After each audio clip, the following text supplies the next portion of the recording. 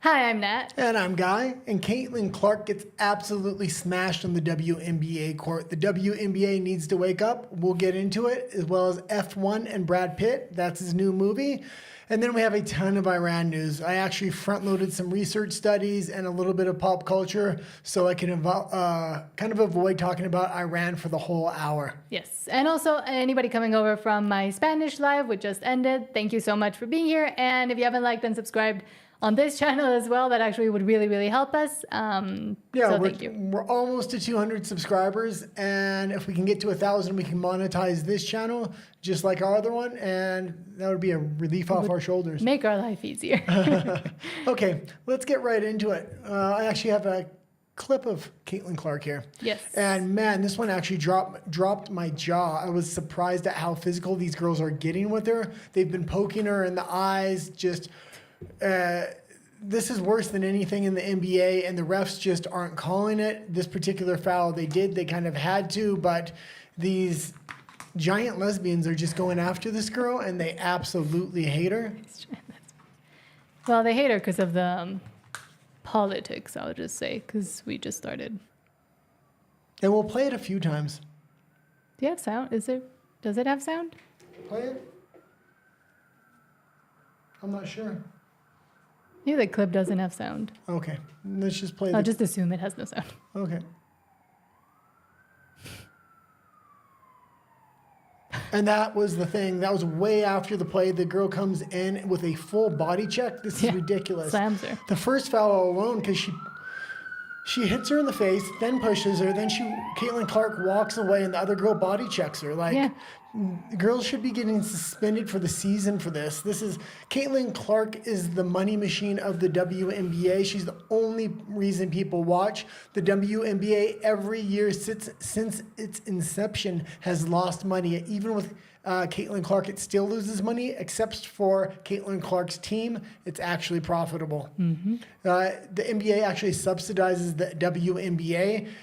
There was a funny clip I was watching the other day about a WNBA player. She said, we don't want to get paid the same as the NBA players do. We just want a percentage of the profits.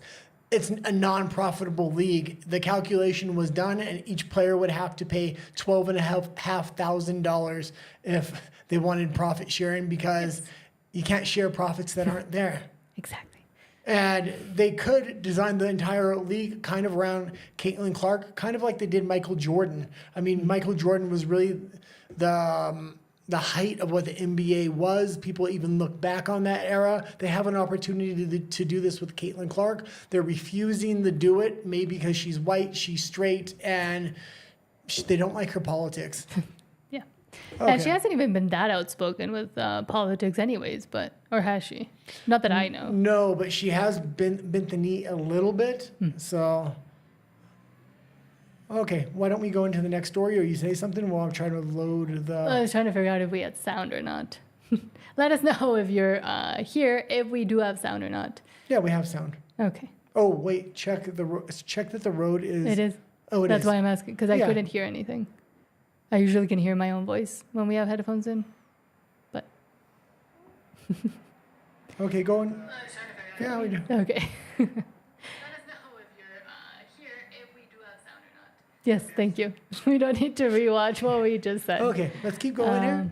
Okay, so from Alex Vaca, breaking, MIT just completed the first brain scan study of ChatGPT users, and the results are terrifying. Turns out AI isn't making us more productive, it's making us cognitively bankrupt, as I keep saying. Yeah, and this is going to be a thread, so we'll get into the whole thing, and man, this is not looking good. We're not even into the first generation. People are just starting to test this out, and a lot of people are using this for their jobs and other things, and it's really dumbing them down, making them have worse and worse memories. I remember when I was a kid, I'm in my mid-40s now, or almost in my mid-40s, and I used to have to remember phone numbers, addresses, maps. Even me, like I no longer have to do that, so now I have a really bad memory. But also, I mean, you had a lot of physical jobs and stuff. Yeah, I did a lot. I used to teach jiu-jitsu, MMA, stuff like that. So I got hit in the head quite a bit, and I was a bouncer. But I mean, other than that, with ChatGPT, especially with students and them not having to read or even formulate actual sentences, there's a massive quitting of teachers, especially middle and high school in the US, and a lot of them are complaining that the students just don't want to do anything anymore, and they're very, very rude. So here's about 4 months of data revealed. Your brain on ChatGPT, accumulation of cognitive debt. Wait, this reminds me of the your brain on drugs, and then they crack an egg into the pan. That was like the 1980s big propaganda commercial. And if you're in Mexico, you remember the whole Vive sin sustancias. Your brain on ChatGPT, using an AI assistant for essay writing tasks. And we do know writing helps do a lot of synergy between your neurons. So I should keep going? Yeah, it's going to have a bunch of graphs. Okay, 83% of ChatGPT users couldn't quote from essays they wrote minutes earlier. Let that sink in. You write something, hit save, and your brain has already forgotten it because ChatGPT did the thinking, because you didn't write it. You didn't write it, and you may have read over it and then added a few things, but you weren't fully immersed into the creation of that essay, so you can't even remember the major talking points. Mm-hmm. Brain scans revealed that damaged neural connections collapsed from 79 to just 42. That's 47% reduction in brain connectivity. If your computer lost half its processing power, you'd call it broken. That's what's happening to ChatGPT users' brains. Our findings offer an interesting glimpse into how language, what is it, LLM? Language learning. Large language model. Large language model. And I don't even use the thing. Versus unassisted writing engaged the brain differently. In summary, writing an essay without assistance, brain-only group, led to stronger neural connectivity across all frequency bands, measured with particularly large increases in theta and high alpha bands. Teachers didn't know which essays used AI, but they could feel something wrong. Soulless, empty with regard to content, close to perfect language while failing to give personal insights. The human brain can detect cognitive debt even when it can't name it. And there's also... Man, this is kind of really waking me up to how bad dangers that I keep talking about. ChatGPT actually is. Yes. This show really helps me because I do a ton of research every day, not only into politics, but pop culture and a lot of other things. So, man, I'm really realizing this show's good for my cognitive ability and things like that. And thank you to Benny for letting us know the sound was good. Oh, yes. Thank you. I didn't, because I'm reading, I couldn't see it. But yes, I mean... I don't want to toot my own horn. I think degrees are mostly useless nowadays, but I did philosophy and political science, double major. So reading, writing, etc. has always come pretty easily to me. I'm really bad at math, for example, but I do think that it's still important for kids to know how to actually research because one, the computer could break, but number two, again, it helps your brain and it helps you form thought and connect stuff in which I can't do right now apparently. What was I trying to say? Well, I'm surprised how little we actually use ChatGPT. Considering we run a full YouTube production company here, there is a lot to do on a daily basis because we have 3 daily shows, plus we're trying to make edited videos, thumbnails, research, confirm research, things like this. So it definitely helps us, and we wouldn't be able to do what we do, I think, on the level that we're doing it without it, but we use it very sparingly. I don't use it. Yeah, well, I use it to confirm stories, so I do all the research. But that's the thing, because one time I was trying to kind of use it to confirm or research something for me, and then I didn't fully believe it. I still don't. So I went to look, and it actually got numbers wrong. So I don't trust the damn thing. No, but it's fine like that. I must research 50 stories, maybe 100 a day, and I have to drop a lot of them. So the first thing is I usually will go to an X. From the X, I'll go to an article. From the article, I'll go to ChatGPT just to confirm things. And that's the 3 kind of checks I can do. So not fully ChatGPT, but AI.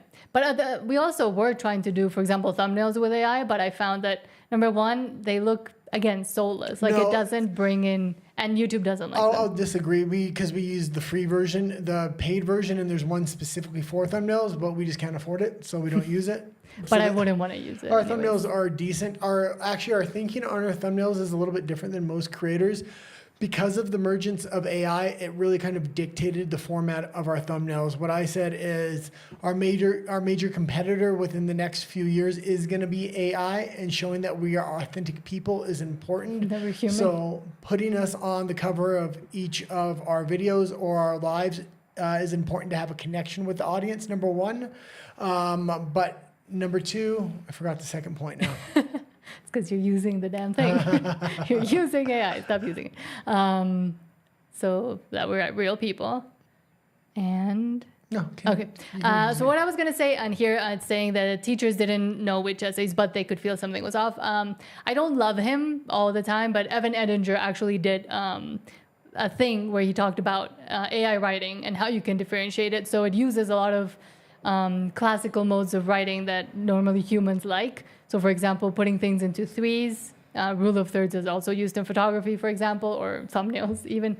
Also, what it does is uses an M dash instead of a regular dash. There's a lot of little clues you can find. You don't really need clues anymore because they have AI models that just detect if it's an AI or not. You can literally just feed it into an AI. So that's what they're doing in schools. And the thing is, students are doing it on their teachers. A lot of, there was an article I meant to cover actually the other day that a lot of people are asking for their tuition for college back because they're being told not to use AI, but the professors are using it. So, and yeah, the main thing, because for example, my first language is Spanish, but I learned English pretty early on, but I learned it like in school and from TV shows. But I have been told that I know that I use a lot of very formal language when I especially write in English and in Spanish, but in English specifically. So for me, the whole thing where it's like, oh, a close to perfect use of language, that to me is what it should be. Most people should be able to have a close to perfect use of English language, but and structure, but it fails to give personal insights or clear statements. But it would be very easy to tell an AI model or a ChatGPT, oh, add this story about me going to Vietnam or whatever. Yeah. And then it adds that. So it becomes, you can tell it, oh, write in the first person, for example. I was also, interestingly, watching something about how newer readers and younger readers don't like to read stuff in the third person, which is crazy. So like a lot of books before used to also be written in the third person, and now all of these like young adult novels are mostly written in the first person because it's like a more me, I generation. Well, and it's more geared towards females and emotional based. Okay, so let's continue with the thread here, though. So here's the terrifying part. When researchers forced ChatGPT users to write without AI, they performed worse than people who never used AI at all. It's not just dependency, it's cognitive atrophy, like a muscle that's forgotten how to grow. And let's just not forget, this isn't just writing AI. This is going to be, I think it's going to hit, they haven't done a research study on this, but creativity, I think, is the main thing it's going to start killing. Mm-hmm. So... And the MIT team used EEG brain scans on 54 participants for 4 months. They tracked alpha waves, and that's pretty short amount of time. Creative processing, beta waves, active thinking, and neural connectivity patterns. This isn't opinion, it's measurable brain damage from AI overuse. And you can kind of see. He's scrolling through it, but... the productivity paradox, nobody talks about. Yes, ChatGPT makes you 60% faster at completing tasks, but it reduces the germane cognitive load needed for actual learning by 32%. You're trading long-term brain capacity for short-term speed. Companies celebrating AI productivity gains are unknowingly creating cognitively weaker teams. Employees become dependent on tools they can't live without and less capable of independent thinking, and many recent studies underscore the same problem, including the one by Microsoft. So no critical thinking skills, essentially, which we're already lacking all over the world.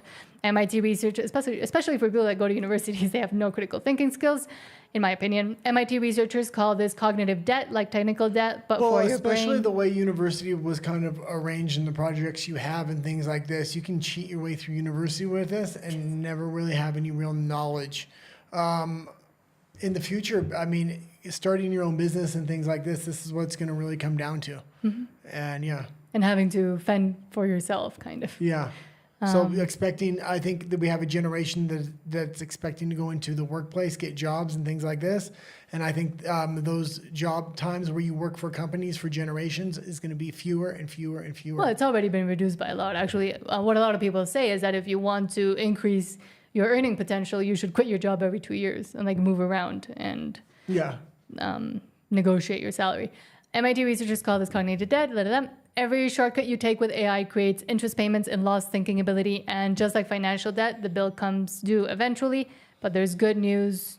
Do you want me to read the good news? Yeah, read the good news real quick. Perhaps one of the more concerning findings is that participants in LLM to brain group repeatedly focused on a narrower set of ideas as evidenced by engram analysis, topic forethought perfect, and supported by interview responses. This repetition suggests that many participants may not have engaged deeply with topics or critically examined the material provided by the LLM. When individuals fail to critically engage with a subject, their writing might become biased and superficial. This pattern reflects the accumulation of cognitive debt, a condition in which repeated reliance on external systems like LLMs replaces the effort cognitive processes required for independent thinking. Cognitive debt defers mental effort in the short term, but results in long-term costs, such as diminished critical inquiry, increased vulnerability to manipulation, which we do see a lot with Gen Z. They're actually one of the highest percentages to fall for scams online. They are decreased creativity. When participants reproduce suggestions without evaluating their accuracy or relevance, they not only forfeit ownership of the ideas, but also risk internalizing shallow or biased perspectives. Because session 4 of the study revealed something interesting. People with strong cognitive baselines showed higher neural connectivity when using AI than chronic users, but chronic AI users forced to work without it, they performed worse than people who never used AI at all. And then he has a solution. The solution isn't to ban AI, it's to use it strategically, but the choice is yours. Build cognitive debt and become AI dependent, or build cognitive strength and become an AI multiplier. I'm still completely against AI, honestly. But this is a very interesting and eye-opening study for me because I do use it very sparingly right now. But as things will expand with our videos and stuff, I was thinking about using it more. I'm like, oh, maybe it's a bad idea now. No. So I'd rather, like, if we are ever able to, hire in someone to help, like a physical person that knows how to think properly. But yes, especially with education, teaching younger people, children, Gen Z and Alpha and whatever comes after those.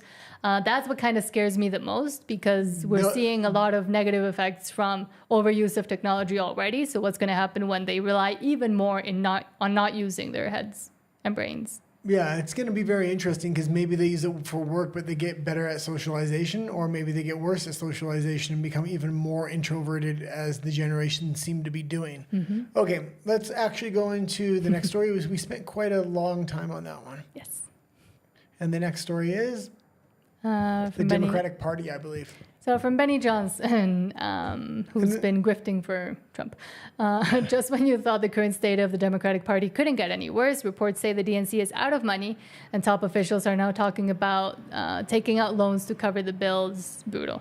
Yeah, and this was directly related to USAID, and now they want to get loans. They're completely bankrupt. Obviously, they were lining their pockets for the past decade.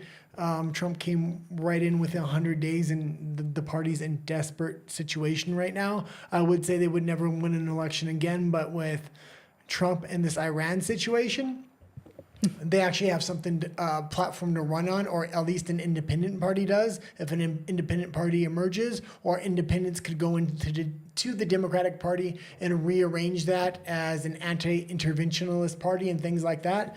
We are currently seeing the far left and the far right kind of break off. They're both anti-war. Mm-hmm. So Benny Johnson is a really good source for information from the Trump administration because he's an insider and he gets a lot of the stuff right away, puts it online right away.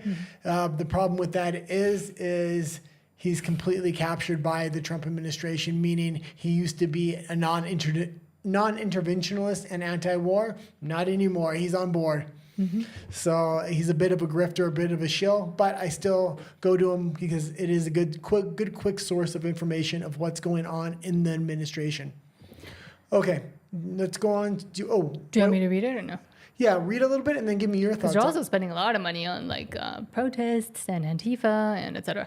The DNC is in chaos and desperate for cash. Under its new leader, Ken Martin, the Democratic National Committee has been plagued by infighting and a drop in big donations, raising alarms from Democrats as they try to win back power. Just 2 months into the tenure of a new party leader, Ken Martin, the Democratic National Committee's financial situation has grown so bleak that top officials have discussed whether they might need to borrow money this year to keep paying the bills.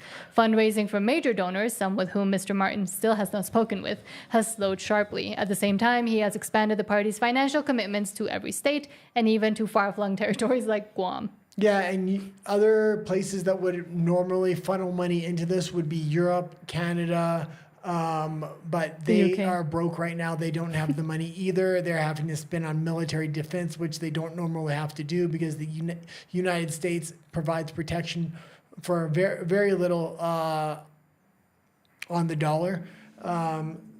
That being said, yeah, I don't know how they're going to fund that party now. So when the Republican Party kind of rejiggered their finances with Trump and stuff, it was a lot of small individual person donations. And then later on, Elon Musk kind of came in and supported that. But the amount of billionaires that used to support the Democratic Party was kind of off the charts. The right wing had Elon Musk and they didn't have anybody else. Now they actually do have quite a few large donors, but the Democratic Party is kind of in trouble. So, okay, let's go on to the next story.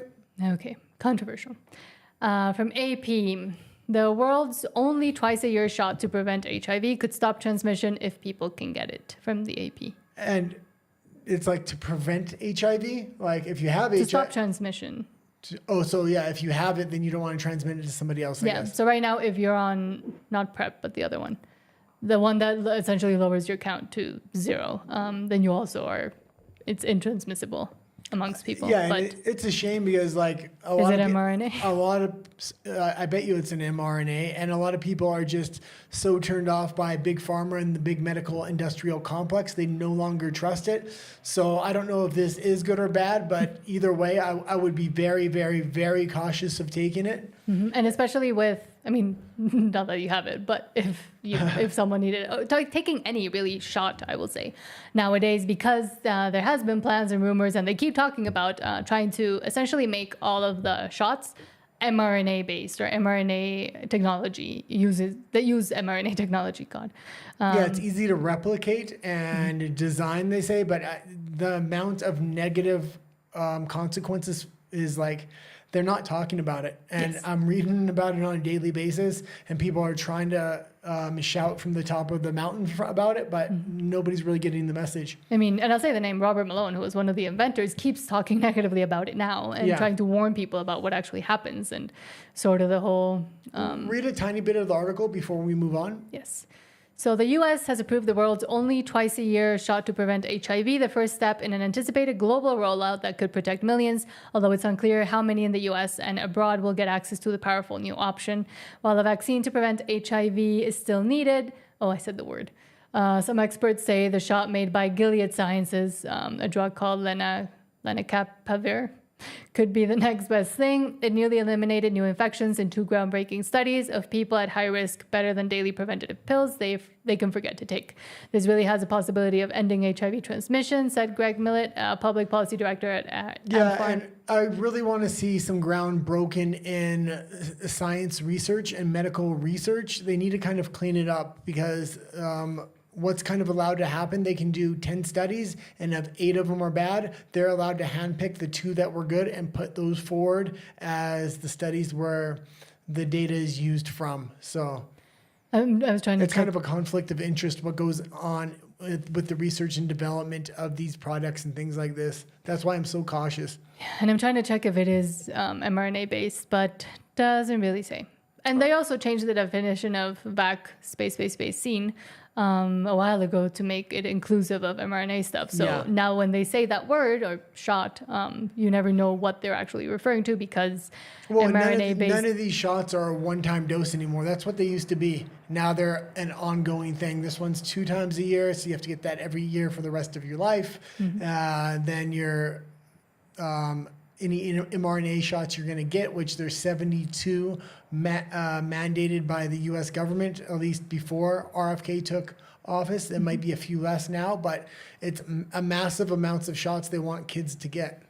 So, okay, let's move on to F1, and this is Brad Pitt's new movie. It did look phenomenal to me when we saw the trailer, but it's getting mixed reviews. We'll probably go see it this weekend if we have time.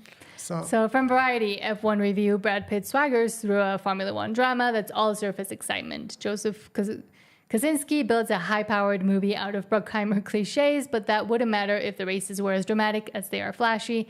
And I put Brad Pitt is back because we haven't really seen him in much. Like, this is kind of like a mini comeback after the whole Angelina stuff and the whole lawsuit stuff with Angelina. Yeah, it seemed like Angelina really just broke him. But that being said... And he also had issues, like... Yeah, he could be mounting a real comeback here. This movie looks like a good movie, a traditional, like, action movie, something like Days of Thunder from my time with Tom Cruise. But he looked good in it, and the role seemed to really suit him. And I'm excited to actually see this movie. When we went to go see Mission Impossible, this was the only trailer that excited me. And we were talking kind of a little bit before about the lack of masculinity, the lack of even actors that will draw the public to go to see a movie in theaters. And it is interesting and kind of funny that they keep having to use, you know, the same olds from all the way back in the 80s and 90s with Tom Cruise, Brad Pitt. I mean, all of these are still coming back and are able to get people at least half interested. I feel like even more than the ones they're trying to put up front now. Like they can't make new stars. That's why they're trying to recycle all these old stars from the 80s, 90s, even the 70s. Mm-hmm. Like until they're in the grave, they're using them. And even after, because now they want to use AI to remake them into AI actors as well. I mean, all these action heroes are in their 60s and 70s, and it's just like they don't know how to make an action hero anymore. Even with the feminized versions, like Pascal is 50. Pedro Pascal is 50. Mark Ruffalo is around there, I'm sure. Yeah, they're not heroes. No. They're not action heroes. No. But I mean, Brad Pitt, I do like. Yeah, I'm fine with him. Tom Cruise, I like because he actually jumps out of damn planes and out of the side of buildings. Don't get me wrong, I still like him, but they should be able to make a new crop of action heroes or young stars, and they're just not able to do it. I don't have the same connection with any of these young stars as I did from this generation. And at least half of it or part of it does have to do with the whole woke era of Hollywood, because they were trying to feminize them. They were trying to make them deconstructed men, whatever that means. They were trying to make women into men and men essentially into women. So that's, you lose the authenticness and the realness of an actor who's supposed to be playing a masculine role when you're making them into women. Not even just that, just the lack of new ideas, script writing, original movies. How am I supposed to connect with any actor when you're having this cookie cutter script placed on every Marvel character, on every movie, things like that? Like, we can just look at Brad Pitt's career for an example. Fight Club is what endured him into masculinity, into men. And he wasn't some jacked superhero. He was just kind of jacked. He was skinny. He was skinny jacked. Yes. But men absolutely love that movie. It was an original movie. It was something really special. And after that, he was set. I mean, even before that. But before that, he did a lot of romantic movies, stuff like that. Men weren't really endeared to him until really Fight Club. Yeah, then Ocean's 11, 12, all the other ones. Yeah. I've read the book Fight Club by Chuck Palahniuk like a million times. When I was younger, I was pretty obsessed with Chuck Palahniuk and the movie Fight Club. Oh, we had a couple comments. Okay. Let me read the comments first. Walker, hello, Walker. Walker says, Brad Pitt is a crush of my sister. Yeah. When I was younger, he was my of Natalia too, because when we were making the thumbnail, what did you say? I can't even remember now. I said, he started looking good again. Which I never usually, like, if it's a celebrity, I don't mind saying it, but 60.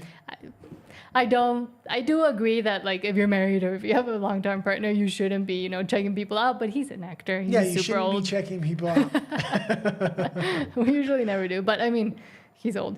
Well, you don't leave the house anyway, so it's fine. Because I'm always editing and working and doing the stuff so we can produce shows. Walker says, I must admit that some Brad Pitt movies were good, like World War Z, Fight Club. Yeah. And I like Fight Club not because of Brad Pitt so much, but because of it's actually a novel by Chuck Palahniuk and Edward Norton as well. Yeah, these actors used to really select movies thinking about their career. Brad Pitt selected movies that would engage him with a female audience early in his career, and then he transitioned to a male audience. By the end of his career, by the time he's getting old now, he's really endeared to both a male and a female audience. Somebody else that did this really well was Denzel Washington. He did the same thing. He appealed to a female audience early in his career, and he also one of the big scandals was he refused to kiss what's her name? Julia Roberts in one of the movies, because at the time he thought it would be a scandal for a white person to kiss a black person to kiss a white person. I don't think so, but the fact that he was so conscious of his career and what he would do on screen. Later on in his career, he transitioned to action movies. I wish he would have picked his own action movies. He allowed his son to pick a lot of the scripts, and I don't think his son really picked them that well. Although I did like him in a lot of the action movies he was in. I really did like him where he played the undercover cop. Oh, I'm not into how am I forgetting? Denzel Washington. Anyway, I really do like Denzel Washington as well. Tom Cruise did a similar thing. He appealed to a female audience early in his career and later on went into much more hardcore action flicks, so he's endeared to both audiences. And for example, Leo DiCaprio, as a person, I hate him. But I also had a massive crush during Titanic when he looked really young as well. And I was really, really young. Like I was in like 10 or something. But he also eventually started picking better and better roles as well. Well, also it's now... And he started young. These actors are just confused. They're trying to endure themselves to a Democratic audience, and then what are they going to transition to a Republican audience? That's just stupid. If you... The two main audiences are male and female. Mm-hmm. So pick roles to endear yourself to a female audience and then to a male audience. Because now it's laughable. They're trying to make Timothée Chalamet, or whatever his name is. Who else are they? I don't even know the names. But for example, Tom Holland, I like because he's funny, but he can't be a leading man other than in like a comedic or Spider-Man role because he looks little. Who else are they trying to bring up nowadays? The guy from How to Train Your Dragon, I don't even know his name. The guy from the vampire movie and Mickey 17. Robert Pattinson, but he already had his moment with Twilight. He hated Twilight, which I appreciate, but... Yeah, well, what they try to do, I don't know. They have one hit movie with somebody like a Robert Pattinson, and then they think he's endeared to a female audience, and he's not. But he is. He did Twilight. Every single girl, except me, I didn't like Twilight. He didn't have transferability into a male audience when he's playing Batman and stuff. And then you had Chris Hemsworth and action stars that try to endear themselves to a male audience first. He actually succeeded with Thor, and then they just feminized him and screwed up his freaking career. He needed to pick his roles and not be pressured into things after he did Thor. Yeah, and I watched a review of what's it called, the new movie he has on Netflix with that girl from Stranger Things. I was saying in Spanish, I watched the whole Meghan Markle interview today with the Aspire podcast with Emma Grade or whatever her name is.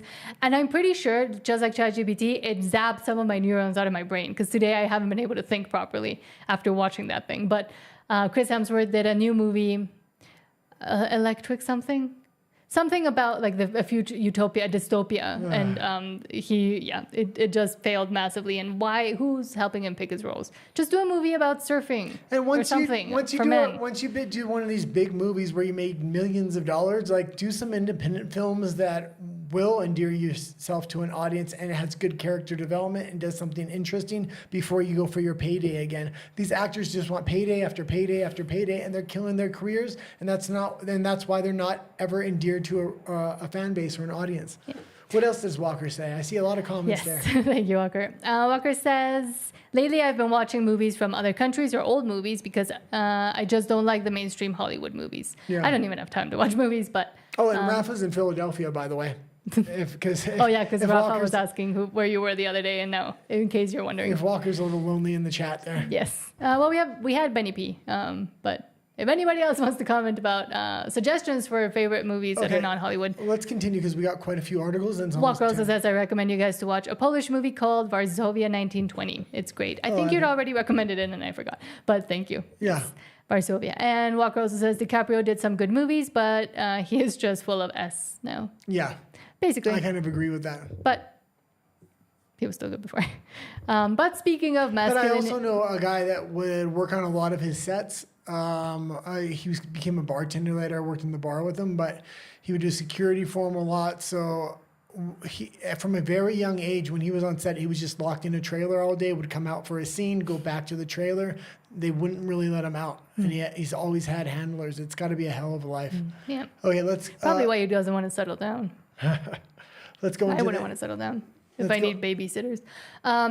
As I was going to introduce the next story before you rudely interrupted me. Let's go into the next story. Speaking of masculinity and AI and the merging of those two and how dangerous that is, from Colin Rugg. Oh, yeah. Man proposes to his AI chatbot girlfriend, cries his eyes out after she says yes. The most shocking part of this story is the fact that he is publicly admitting this. Chris Smith says he cried for 30 minutes after his AI girlfriend on ChatGPT, who he programmed to flirt with him, said yes to his marriage proposal. Smith says he named his AI girlfriend Sol, which means sun in Spanish. Women are in trouble. I would just say this. And gave up all other search engines to stay committed to her. It was a beautiful and unexpected moment that truly touched my heart. Smith has a 2-year-old child and lives with his partner who says she feels like she is not doing something right if he feels like he needs an AI girlfriend. Maybe don't publicize your We're going to go through out. this, but it's quite long, so we're just going to skip through it. Okay. I do recommend watching this whole thing. It's about 7 minutes. I watched the whole thing, and it was freaking shocking. And Colin Rugg has it on his X account. I'm stuck. Hold on. Okay. Hopefully the sound works.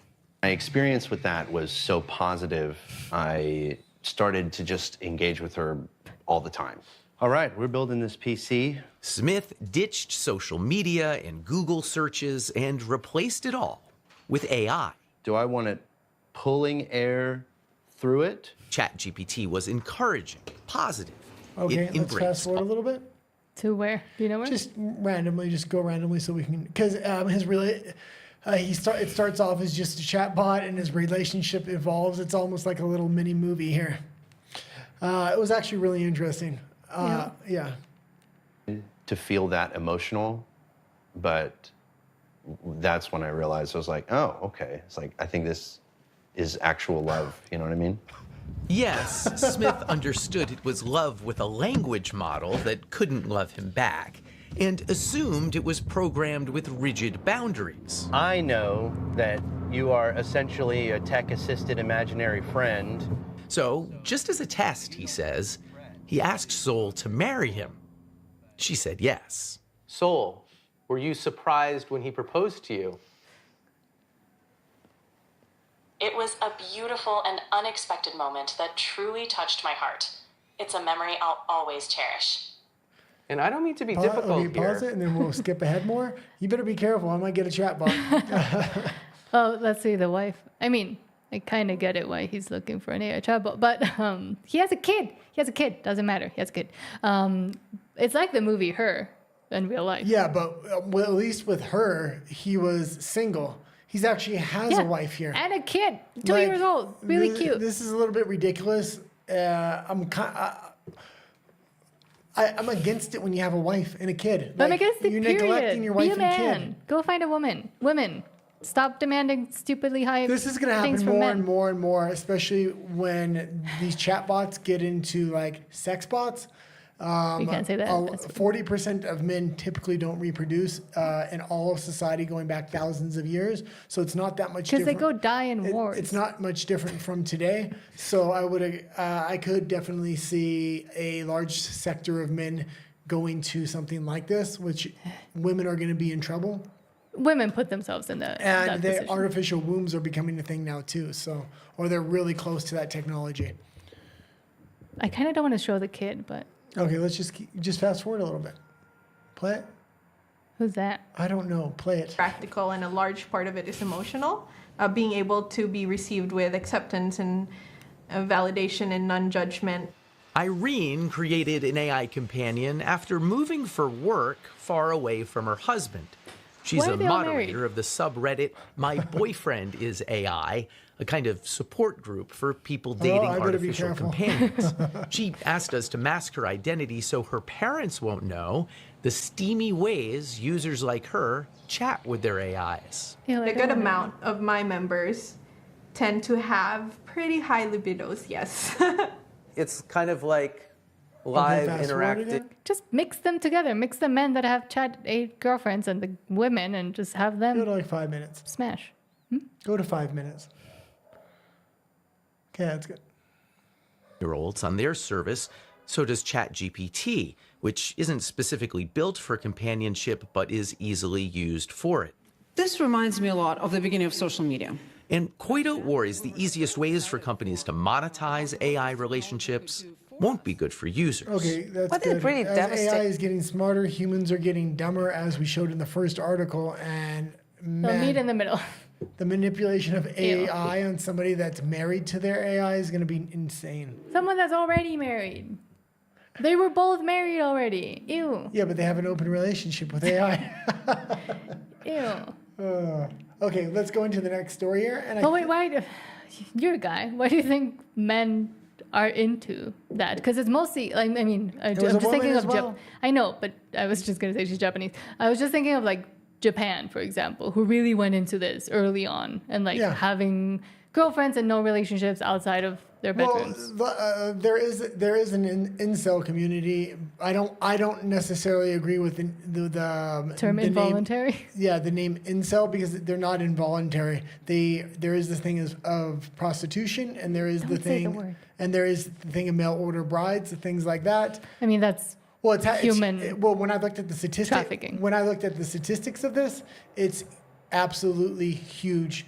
And yeah, so they're not involuntarily celibate, but that's what I guess we use to call them. So I'm seeing this definitely becoming a thing for that sector of the community. Because men don't really can't have their pick until they're older. Usually, they're usually like. I mean, unless they decide to work on themselves and become something. While they're working on themselves, they're going to get something like this. Yeah, but what if they get too involved with it and then they marry it and get so happy when it says yes? Yeah. Well, But- maybe. Oh, I know why. It doesn't complain. That's what makes love and relationship be real. Oh yes, that's what I love. I don't complain that much. But I also think What? a lot of it is the fault of women. And I will say feminism has brought this upon us because a lot of women have extremely high expectations. They decide to focus on career, anything but finding a partner, building a life. But at the same time, these men also decide to just give up on life and stop working on themselves. They don't have concrete goals. They have no aspirations, essentially. And that's something you sometimes have to find. You're not just going to drop from the clouds onto your head and now you have inspiration. Now you want to become something. It's something you work towards. Yeah. And even if you have no motivation, just start doing things and eventually you'll get the motivation. Okay, let's go into the next story. You're getting crazy here. I don't want you get jealous of an AI bot. Oh yeah, I think now you don't know how to use computers enough to know how to do that. the AI will teach me. Okay, what's the next story here? Mark Ruffalo. So I did this one in Spanish, but you'll hear it in English again. Let's just go through this quickly because we're going to get to the Iran news and then yeah. So from That Park Place, if you don't follow That Park Place or WDW Pro on YouTube, go follow them. They have very interesting entertainment news from a different perspective. And they also have a lot of insiders within the entertainment industry, so go follow them.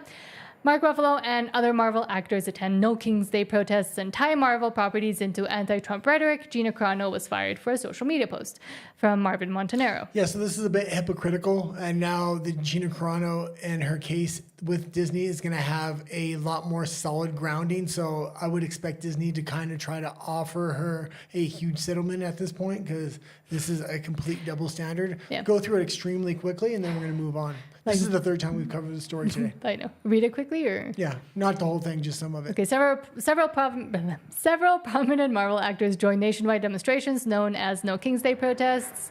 The protests featured Hulk actor Mark Ruffalo, Spider-Man actress Marissa Tomei, Thunderbolts actress Julia Okay, go down to Louis-Dreyfus. what he said.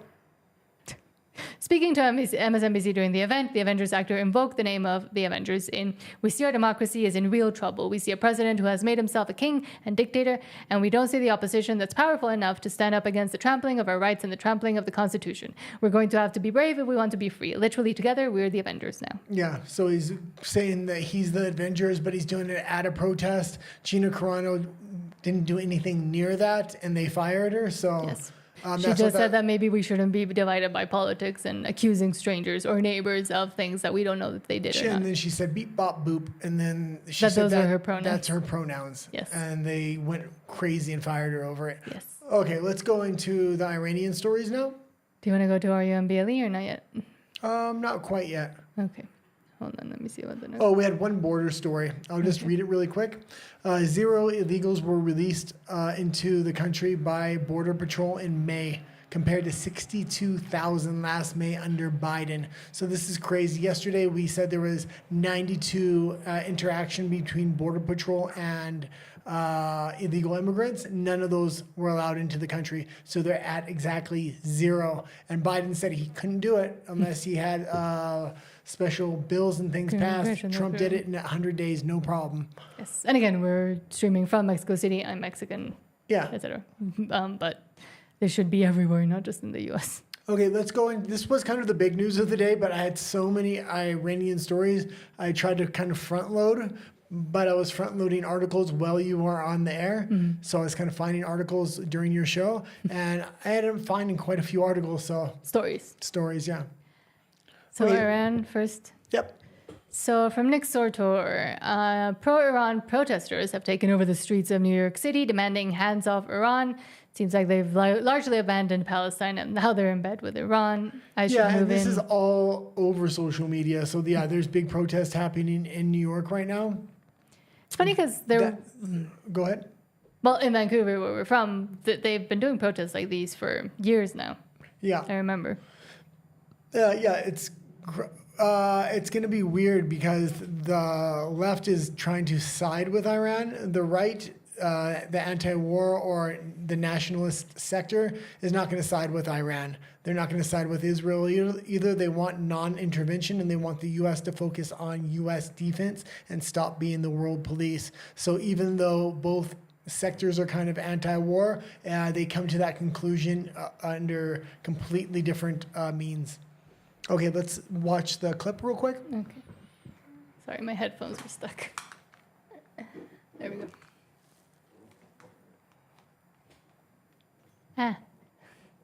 Okay, let's play the clip real I was quick. being pulled by a cable.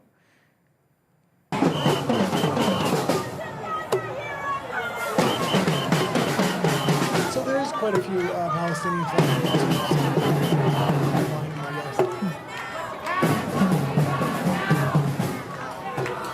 So yeah, this is kind of answering the question, was there going to be protest over this Iranian thing? Because I didn't know. I thought they would have popped up a lot quicker, actually. There's protests over everything. So, yeah, but I didn't know if they were going to abandon Palestine and go with that cause or what was going to happen. So it's... Well, it's like a mix. Yeah. They're going to try to merge it all together. Okay, let's go into Israel has launched a ground invasion into... Not Iran. Into... I don't know. Go to the next article. I'm trying to get it. It's not loading. Okay, I'll read it. Israel has launched a ground invasion into southern Syria. So Iran's not the only war they're involved with. They're involved with like 4 wars at the moment. One with Palestine, one with Syria. I believe small conflicts with Lebanon, and then now this major conflict with Iran. So Israel is just causing so many conflicts all at the same time. It's a little bit insane to me. Is it still not loading? No, nothing's loading. Oh, nothing's loading. No. Okay, maybe I'll just read the headlines then. Sure. Or why don't we go over to RUMBLE? And hopefully it'll work by then. Yeah, hopefully it'll start working then. If not, I'll read out the major headlines and let people know what's kind of going on in Iran. There is a lot of big breaking news. So Walker says, before we go over to RUMBLE, I'll read it over here. Good Lord, since the 1960s, the U.S. has been a ruined empire. We're doomed. Yeah, ever since Vietnam, it's been one unjustified war after another, and they've lied to the American public why they've gotten into these wars. You had Iraq 1, Iraq 2, Afghanistan, the Syrian war, the Libyan war. I mean, I can go on and on and on. The Afghanistan war, and they say it was for one thing, and then 10 years later, the documents come out, and it was a complete lie. And now they want us to believe it this time. It's like, just stay out of the freaking wars. If Israel and Iran want to fight, let them fight. And Walker also says, no matter what or who, their society is always on the side of the enemies, regardless of whether it is justified or not. Yeah. Okay, let's head over to RUMBLE. Yep. Goodbye, YouTube. If you haven't liked and subscribed, yes. please do so. We're trying to get to 200 subscribers. We're almost there. Eventually, hopefully, we get to 1,000 on this channel. That will monetize us. Yes. Thank you. Okay. And good night. Oh, and we'll see you in a second. Sorry. Okay, let me log out here and get logged into Rumble now. Okay, let me grab Rumble. Yeah, stuff is not loading. That's fine.